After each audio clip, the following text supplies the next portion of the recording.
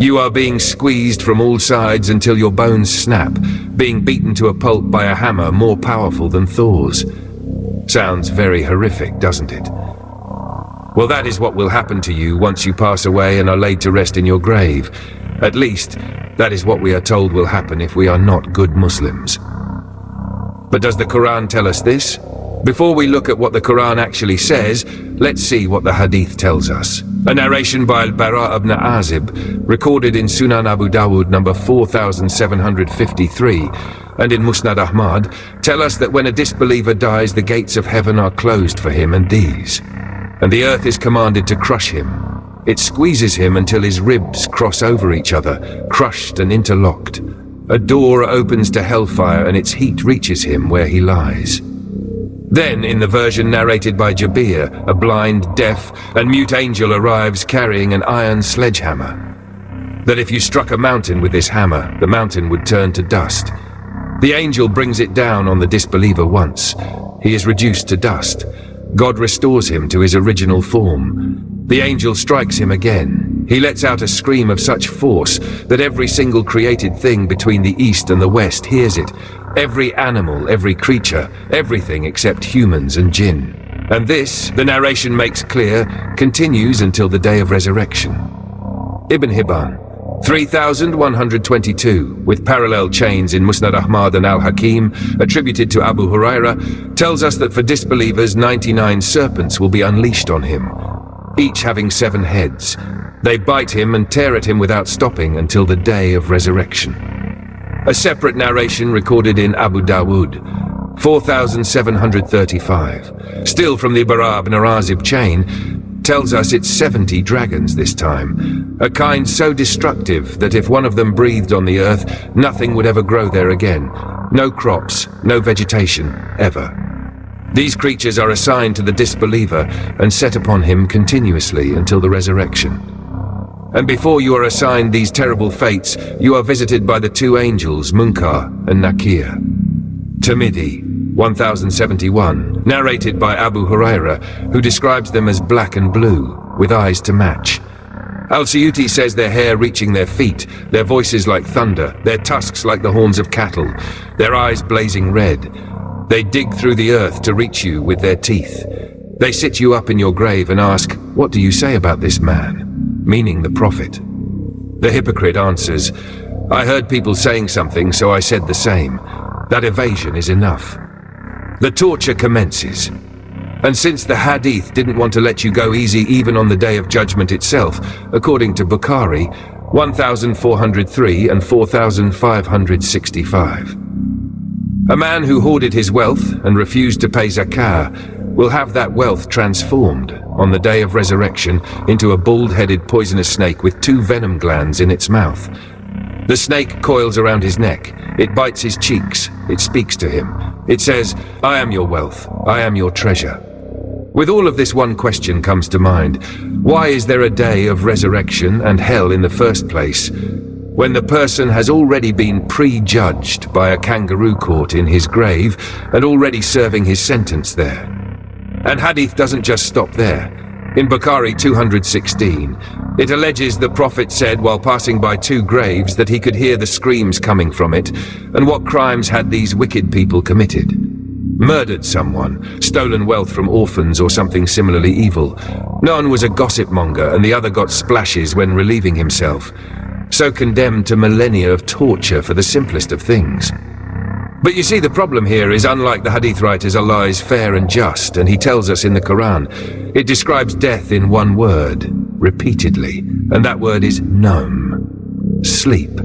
In chapter 39, verse 42, God says, "It is Allah who takes the souls at the time of their death, and those that do not die during their sleep.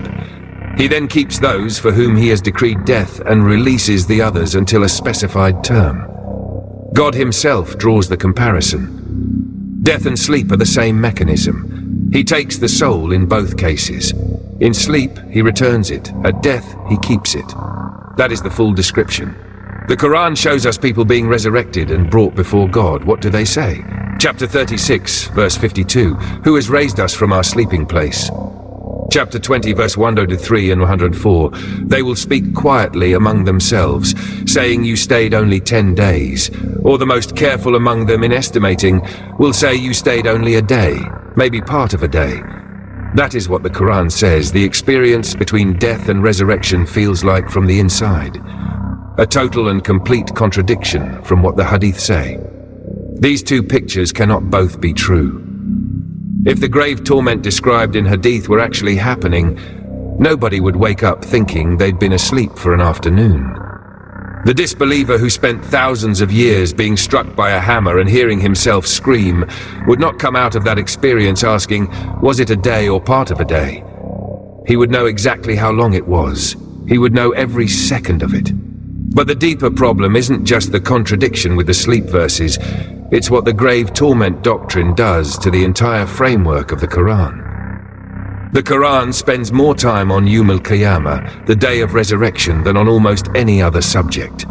It describes it with precision and repetition. The records handed to the right hand or the left, the scales where not an atom's weight is missed, the witnesses, the moment every soul sees what it has sent forward, the books laid open, the reckoning conducted before God himself. Why?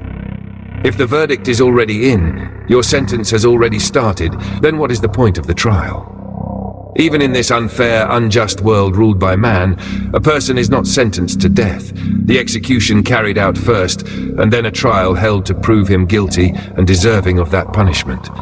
But according to the Hadith, the disbeliever is already sentenced in his grave. Angels already determined he is a disbeliever, already hellfire decreed for him. Creatures are already assigned to punish him for however many thousands of years he has to spend in his grave. God, as described in the Hadith, has already made his decision, carried out preliminary punishment across centuries, and now on the Day of Judgment is going to weigh the same deeds that were already adjudicated underground. The Quran's entire moral structure rests on the justice of that final reckoning. You will see what you did. You will face it. You will not be wronged by so much as the thread in a date seed. That is Allah, our Creator, the just, the one who sent down the Quran to us. God, as described in the Hadith, runs a two-court system. A kangaroo court in the grave, conducted by angels with hammers, where the verdict is rendered based on whether you could answer 3 questions correctly in a state of shock immediately after dying. And then a second court on the day of resurrection that is apparently meant to confirm what the first court already decided. Where is the justice in that? Traditional scholars consistently point to chapter 40, verse 46, where the people of Pharaoh are exposed to the fire morning and evening before the hour to justify conscious punishment in the grave. But the problem with that is, if they are already burning in hellfire, what is the point of readmitting them to hellfire again on the day of judgment? This is an exceptional case, so important that Allah singled them out in the Quran to set an example to anyone who wishes to follow their example. They are exposed to the fire could mean, like a death row inmate is told the day and time of his sentence is going to be carried out. Not only is the punishment severe, but the torment of the days waiting, knowing what awaits him, seeing every second passing away bringing him closer to the ultimate punishment, that in itself is a severe punishment. Being exposed to a fire is not the same as being thrown into it. One is an anticipation of justice, the other is the execution of it. So what about Barzakh? That is nothing but a barrier, as explained in chapter 25, verse 53. A barrier between the two seas, one sweet and one salty, that prevents them from mixing. And in chapter 23, verses 99 and 100, the word appears in the context of death. A man at the moment of dying says, "My Lord, send me back that I may do righteousness in what I have left behind." The answer, no. It is merely a word, he is saying. And behind them is a Barzakh barrier until the day they are resurrected. The Barzakh of death is not a realm. It is not a holding dimension where punishment is administered. It is a wall. The man who pleads to go back cannot go back because a wall has come down between him and this life. He realizes he has died, the door is shut, and then the Quran says nothing. Because on the far side of that wall, the Quran describes nothing is happening except waiting for the day of resurrection, which the dead themselves will experience as having been no time at all. That silence in the Quran is not an oversight. The Quran describes hellfire in detail so vivid it is almost unbearable to read. The Quran does not shy away from describing punishment when punishment is what it means. The silence about the grave is not shyness. It is the answer. Allah does not run a torture operation in the ground for thousands and thousands of years and then pretend the scales on the Day of Judgment will still mean something.